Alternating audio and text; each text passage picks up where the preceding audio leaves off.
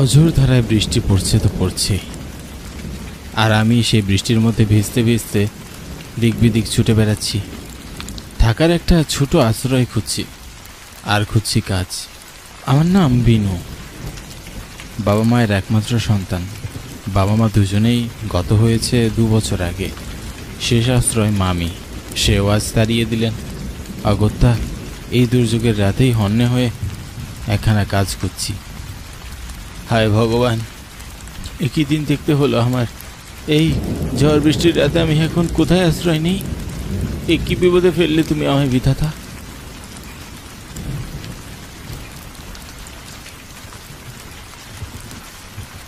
সহসা কিছু দূরে খানিক আলো দেখতে পেলাম।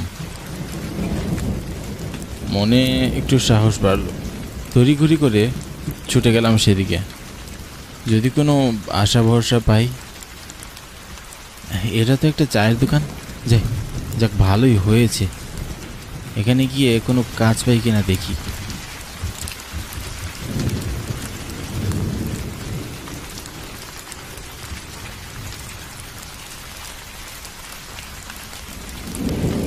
একই মশাই, এত রাতে ভিজছেন কেন? বড্ড বিপদে পড়ে গেছি গো দাদা, একটু সাহায্য করলে উপকৃত হতাম। সাহায্য? কি সাহায্য করব? আর কি বিপদে পড়েছেন? ঘর ছাড়া আর কাজ ছাড়া হয়ে পদে পদে ঘুরছি। একটা আশ্রয় চাই আর একটা কাজও, যদি ব্যবস্থা হতো অনেক উপকৃত হতাম। তাই বলুন, তবে এখানে কাজ পাবেন না মশাই। ওখানে একটা ছেলে আগে থেকেই কাজ করে। ও, তবে আর কি করার। আচ্ছা, কোথায় গেলে কাজ পাওয়া যাবে বলতে পারেন? না বাপু, ওসব আমি জানি না। নিরুপায় হয়ে ভাবতে লাগলাম, এবারে কি করা যায়। ছোটবেলায় বাবার মুখে শুনেছিলাম এখানে নাকি এক বড় জমিদার বাড়ি আছে, যেখানে অনেক মানুষ কাজ করে। কে বলতে পারে আজও সেই জমিদার বাড়ি আছে হয়তো, আর আজও সেখানে অনেক মানুষ কাজ করে। যদি সেই জমিদার বাড়িটা একবার খুঁজে পাই, নির্ঘাত একটা কাজ জুটিয়ে ফেলতাম। তবে কোথায় পাই? চারপাশে বৃষ্টির রেশ খানিকটা কমে গেল। ভাবলাম এই ফাঁকে জমিদার বাড়ি খুঁজে সেখানে গিয়ে একটা বন্দোবস্ত করা যায় কিনা। বলছি, ও ভাই, এখানে একখানা জমিদার বাড়ি ছিল না? জমিদার বাড়ি? হ্যাঁ আছে বটে, কেন? ভাবছি ওখানে একবার যাব। কথাটা শুনে মাত্রই দোকানদারের মুখটা কেমন যেন ফ্যাকাশে হয়ে গেল। খেয়াল করলাম সেখানে থাকা বাকিদের মুখও কেমন যেন কালো হয়ে গেল। বেশ ভয় পেলে মানুষের চেহারা যেমন হয়, ঠিক ওরকম। আমার কথা শুনে দোকানদার বলল, এই সেখানে যাবেন কেন? পাগল টাগল হয়ে গেছেন নাকি? পাগল হবো কেন? জমিদার বাড়িতে কিভাবে যেতে হয় সেটা আমাকে বলে দিলেই তো হয়। আমি আমি আপনাকে রাস্তা বলবো? হ্যাঁ, কেন আপনি চেনেন না? চিনি বটে, আপনি সেখানে যাবেন না কিন্তু আবার। কেন? কেন যাব না? কিছু না। আচ্ছা, মুশকিল হলো তো। জমিদার বাড়ি যাওয়ার রাস্তাটা কোন দিকে সেটা বলুন না মশাই, বললে কি হয়? সোজা গিয়ে বাদিয়ে গেলে একটা পুকুর পড়বে। পুকুর পেরিয়ে কিছুক্ষণ হাঁটলে এই জঙ্গলের ওপারে জমিদার বাড়ি। আমাকে আর কিচ্ছু জিজ্ঞাসা করবেন না বাপু, আমি আর বলতে পারবো না।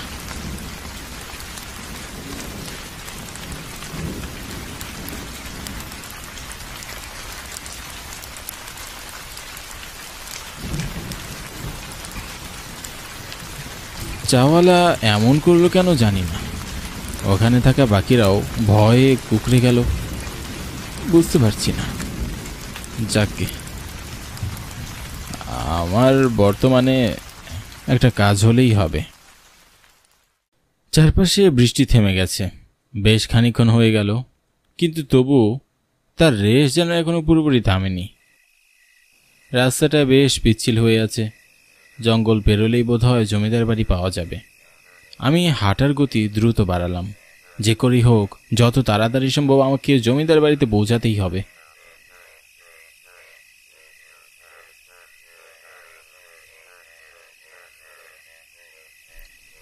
ওই তো জমিদার বাড়ি। কি বিশাল বাড়ি! যাক, অবশেষে পেলাম তাহলে। জমিদার বাড়ি দেখার পর আমি সেই বাড়ির দিকে অগ্রসর হই।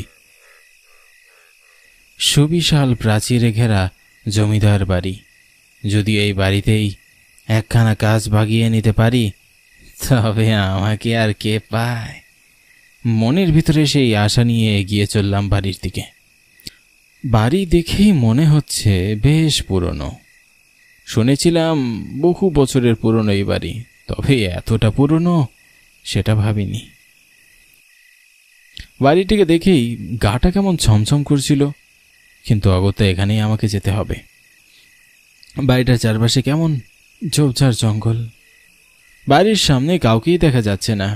আমি সাহস করে বাড়ির ভিতরে প্রবেশ করলাম।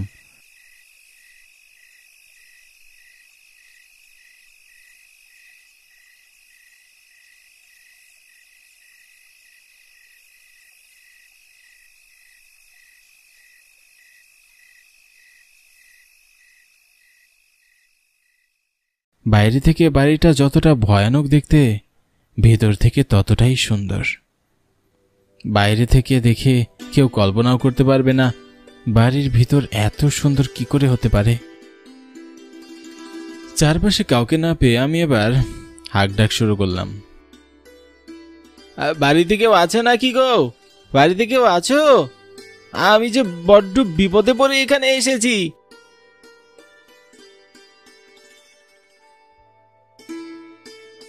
কে তুমি বাছা? এত রাতে এই বৃষ্টির ভেতরে তুমি এখানে কি করছো? বৃষ্টি তো থেমে গেছে সে কখন। আমি এখানে খুব বিপদে পড়ে এসেছি মা। বিপদ? কি বিপদ? হ্যাঁ, আমি পাশের গায়ের মানুষ। বাবা মা মারা যাওয়ার পরে আমি মামা মামির কাছে থাকতাম, কিন্তু মামি আমাকে তাড়িয়ে দিল। আশ্রয় নেই, কাজও নেই, পথে পথে ঘুরে বেড়াচ্ছি মা। জমিদার বাড়িতে নাকি অনেক কাজ আছে, দয়া করে যদি আমাকে একটা কাজ পাইয়ে দিতেন, খেয়ে পরে বেঁচে থাকতে পারতাম। তা আপনি কে মা? আমার বাড়িতে এসে বলছো আবার আমি কে? আমি এ বাড়ির জমিদারের বউ, জমিদার গিন্নি। ভুল হয়ে গেছে গিন্নিমা, আমি আসলে জানতাম না যে আপনি জমিদার বাড়ির গিন্নিমা। ও গিন্নিমা, দয়া করে আমাকে একখানা কাজ দিন না। আমি কথা দিচ্ছি দাস হয়ে থাকবো, যখন যা বলবেন তাই করব। হ্যাঁ, এখনো কাজ না হলে আমাকে যে না খেয়ে মরে যেতে হবে মা। আচ্ছা বেশ, রাখলাম তোমাকে কাজে। ঘরদোর পরিষ্কার করবে আর সব কিছুর দেখাশোনা করবে। জমিদার মশাই মারা যাওয়ার পর এখানে সবাই কাজ ছেড়ে আস্তে আস্তে চলে গেছে। আমি একাই এখন এই গোটা বাড়ি আঁকড়ে বসে আছি। এই গোটা বাড়িতে আপনি ছাড়া আর কেউ নেই গিন্নিমা? না, আর কেউ নেই। মাইনে পত্তর কিছুই দিতে পারবো না বাপু। 3 বেলা খেতে পড়তে পারবে, আর এ বাড়িতেই না হয় তুমি থাকবে। আমার কোনো মাইনে দরকার নেই গিন্নিমা, শুধু খেতে আর থাকতে দিলেই আমার চলবে। অনেক উপকার করলেন আপনি আমার। তা বাপু, তোমার নাম কি বাছা? বিনু গিন্নিমা, আমার নাম বিনু। তা বেশ, শোনো বিনু, একখানা বিষয়ে সাবধান করে দিচ্ছি তোমাকে। রাত হলে কখনো নিজের ঘর থেকে বেরোবে না, আর এ বাড়ির বাহিরে কখনো যাবে না। যাও, এবার কাজে লেগে পড়ো। আচ্ছা গিন্নিমা।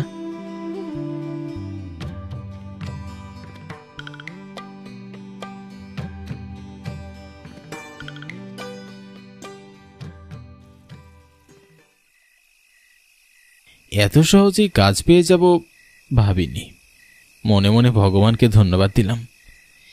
এরপর আমার চোখে ঘুম জড়িয়ে আসতে লাগলো, কিন্তু হঠাৎ ঘটলো এক আজব ঘটনা। ঘুমে চোখ লেগে এলো আমার। এমত অবস্থায় টের পেলাম কেউ একজন কাঁদছে। কোনো মেয়ে মানুষের গলা। প্রথমে ভেবেছিলাম স্বপ্ন দেখছি, পর মুহূর্তে আভাস পেলাম যে সত্যি সত্যি কেউ কাঁদছে। আমি উঠে বসলাম। এই মধ্যরাতে কে কাঁদছে? গিন্নিমা তো বলেছিল এ বাড়িতে তিনি ছাড়া আর কেউ থাকেন না, তবে এটা কার গলা? সংশয় আমার মনের ভিতর কুডাক ডাকতে শুরু করলো। জানি না কেন খুব ভয় অনুভব হতে লাগলো। একবার ভাবলাম বাইরে গিয়ে পরখ করে দেখা যাক, কিন্তু পরক্ষণেই মনে হলো গিন্নিমা বারণ করে দিয়েছেন রাতের বেলা যেন বাড়ির বাইরে না যাই। কিন্তু রাতের বেলায় ঘর থেকে বের হতে নিষেধ করলেন কেন গিন্নিমা? সেটাই তো বুঝতে পারছি না। আর এত রাতে কারি বা গলার আওয়াজ পাচ্ছি। সব মিলিয়ে আমার মনের মধ্যে এক প্রশ্নকুণ্ডল তৈরি হয়ে গেল। বিবেচনা করে আমি সিদ্ধান্ত নিলাম দরজা খুলে আমি বাহিরে যাব। হতেই পারে কারো বিপদ হয়েছে, যেই ভাবা সেই কাজ।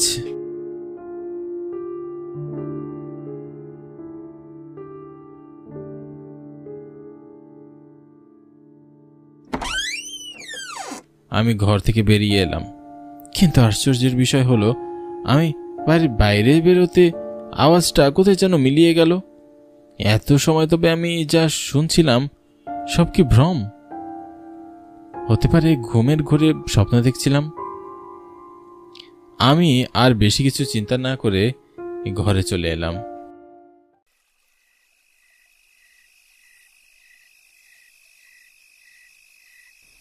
ঘরে এসে খাটে গায়ে দিয়ে শুয়ে পড়লাম, আর শুয়ে পড়ার সাথে সাথে আমার চোখে ঘুম চলে এলো।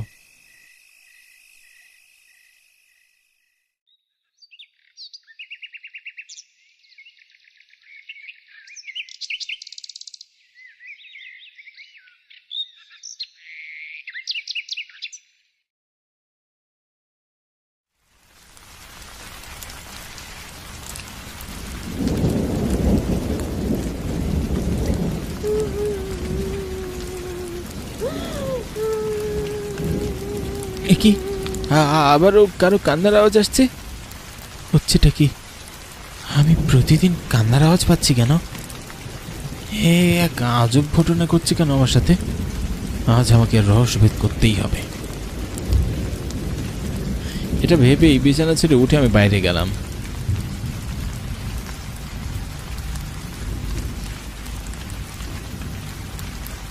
গতদিনের মতন বাইরে আসার সাথে সাথেই কান্না বন্ধ হয়ে গেল। আমি আরও বেশি আশ্চর্য হয়ে গেলাম যে গতকাল যা ঘটেছিল তারই আজ পুনরাবৃত্তি ঘটছে। বাইরে কি তবে কোনো রহস্য লুকিয়ে আছে যা আমি দেখতে পাচ্ছি না? যদি এই বাড়িতে কেউ নাই থাকে তাহলে কাঁদবে কে? তাও আবার এই সময়, এই রকম ভাবে? প্রশ্নের বেড়া জালে আমি আটকে গেলাম। আমি চারপাশে খুঁজতে আরম্ভ করলাম। খুব সম্ভবত কেউ আছে আশেপাশে।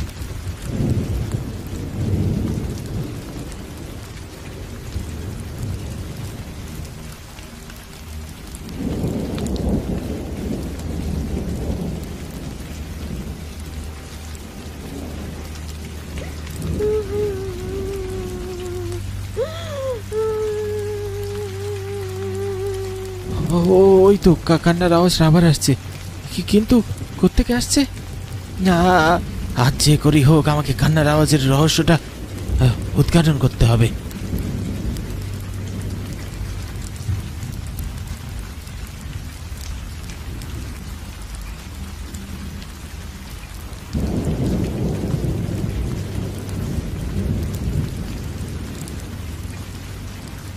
খুঁজতে খুঁজতে হঠাৎ মনে হলো আমার পিছনে কেউ একজন আছে। পিছনে ঘুরেই দেখলাম একজন হেঁটে যাচ্ছে। গিন্নিমা বলেছিলেন বাড়িতে কেউ থাকে না, তাহলে এই মহিলাকে এত রাতে এখানেই বা কি করছে? চারপাশে বৃষ্টি পড়ছে। এই মাঝরাত্রিরে এই মহিলা এই বাড়িতে কোত্থেকে এলো? এই চিন্তাই মনের মধ্যে দানা বেঁধে আছে। গিন্নিমাকে ডাক দেওয়া উচিত মনে করলেও এত রাতে বৃদ্ধ মানুষটাকে ডেকে কষ্ট দেওয়া ঠিক মনে হচ্ছে না, তাই আমি নিজেই মেয়েটার পিছনে যেতে লাগলাম। শুনছেন? ও বোন, কে আপনি? এই কি এত রাতে এখানে কি করছেন? কোথা থেকে এসেছেন আপনি? কি শুনতে পাচ্ছেন না নাকি? হ্যাঁ, এই যে শুনছেন। কি আজব, উত্তর দিচ্ছে না কেন? এখানে কি করে এলেন? মেয়েটি আমার কথার কোনো উত্তর দিল না, এমনকি পিছনেও একবার ফিরে তাকানোর প্রয়োজন মনে করলো না। অস্বাভাবিকভাবে হেঁটে যাচ্ছে। চারপাশে ধীরে ধীরে ঝড় উঠতে শুরু করেছে।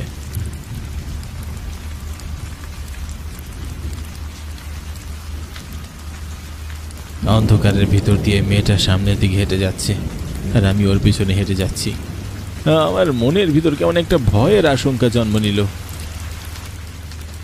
আমি মেয়েটার পিছনে পিছনে ঘরের ভিতরে ঢুকে গেলাম।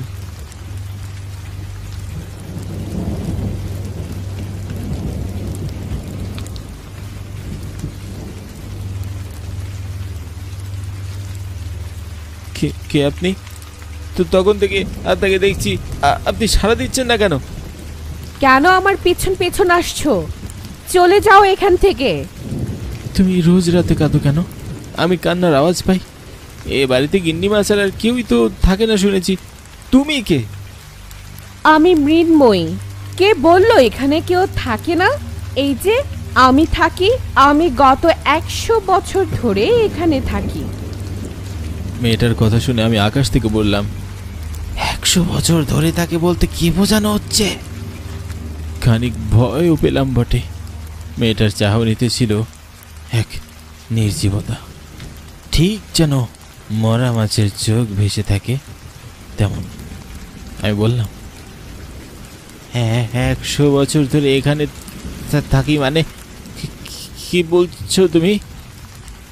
কেন আমার কথা বিশ্বাস হচ্ছে না বুঝি? আমার বয়স 100-র উপরে। কে কে তুমি? আমি মৃন্ময়ী, এখানকার এক দাসী। জমিদার সাহেবের কুনজর পড়েছিল আমার উপর। ভয়ে আমি কাজ ছেড়ে দিয়েছিলাম। সেই ক্ষোভে জমিদার মশাই আমাকে ধরে বন্দি করে রেখেছিল এই ঘরে। জমিদার গিন্নি সব জানতো, কিন্তু তিনি কোনো কিছুতেই বাধা দেয়নি। উল্টো স্বামীকে তিনি ভগবান রূপে পূজা করতেন। এমন ব্যবহারে স্বামী আরো ফুঁসে উঠেছিল। এই গায়ের প্রত্যেকটা প্রজার সঙ্গে তিনি দুর্ব্যবহার করতেন। দিনের রাতের অত্যাচারে প্রজারাও অতিষ্ঠ হয়ে পড়েছিল। আমাকে তিনি বিয়ে করার প্রস্তাব দিলে আমি সেটা প্রত্যাখ্যান করি। আর তারপরে সে আমাকে এই ঘরে আটকে রেখে দেয় টানা 30টি দিন। এই 30 দিনে জল খাবার কিছুই আমাকে দেওয়া হয়নি। কষ্টের চরম পর্যায়ে গিয়ে মারা যায় আমি। এরপরে সর্বপ্রথম শাস্তি দেই জমিদার গিন্নিকে। এই বাড়ির ছাদ থেকে ফেলে দিয়ে তাকে আমি হত্যা করি। আর তারপর এই জমিদারকেই আমি এই ঘরে এনে দড়িতে ঝুলিয়ে ফাঁসি দিয়ে হত্যা করেছিলাম। মেয়েটার কথা শুনে আমার নিঃশ্বাস যেন আটকে যেতে লাগলো। এতদিনের এই জমিদার বাড়ি সম্পর্কে যা যা ভালো কথা শুনেছিলাম সেই সব মিথ্যে। আমার মাথায় যেন আকাশ ভেঙে পড়ল। যিনি গিন্নিমাকে হত্যা করেছিল, তবে আমি যার সাথে কথা বলেছি তিনি কে? মাথায় এক পশলা প্রশ্ন এসে ঝাঁকে ঝাঁকে দানা বাঁধতে শুরু করলো। আমি জিজ্ঞাসা করলাম, গিন্নিমাকে মেরে ফেলেছ? তাহলে আমি যার সাথে কথা বলেছি তিনি কে?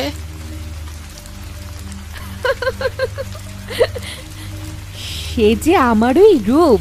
গিন্নির রূপ ধরে আমি এখনো এখানে ঘুরে বেড়াই। এই অভিশপ্ত জমিদার বাড়ির চারপাশে যারাই আসে তাদেরকে আমি মেরে ফেলি। আজ তো তোর পালা।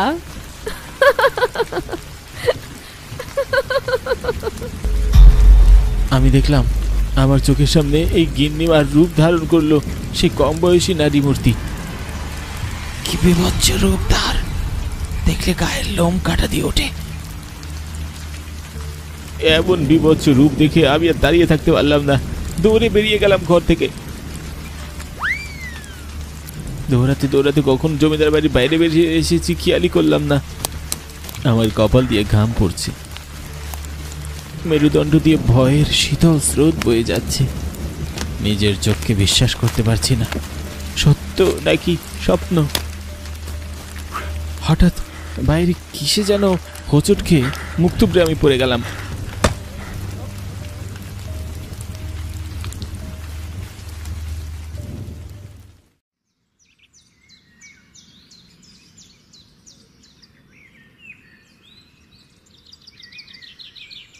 ও মশাই, চোখ খুলুন।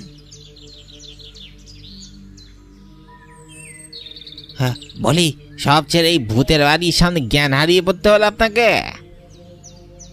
ভূতের বাড়ি মানে? বলি, জমিদার বাড়িকে সবাই ভূতের বাড়ি বলে, আপনি জানেন না? সেদিন যখন এই বাড়ির খোঁজ করছিলেন, নির্ঘাত আমি জানতাম আপনি এখানেই এসেছেন। বলি, মরার শখ হয়েছে নাকি আপনার? হ্যাঁ, আর যদি হয়ে থাকে অন্যভাবে মরুন না, ভূতের হাতে প্রাণ দিতে হবে কেন শুনি? তা এই ভাঙ্গা বাড়ির সামনেই বা পড়ে আছেন কেন আপনি?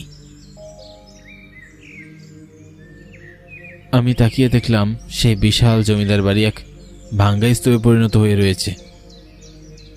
তবে আমি যে দুদিনে বাড়িতে ছিলাম সেটা কি ছিল, এর উত্তর হয়তো সারা জীবনেও আমার মিলবে না। তবে যা অভিজ্ঞতা হয়েছে তা আমি সারা জীবনেও আর ভুলতে পারবো না।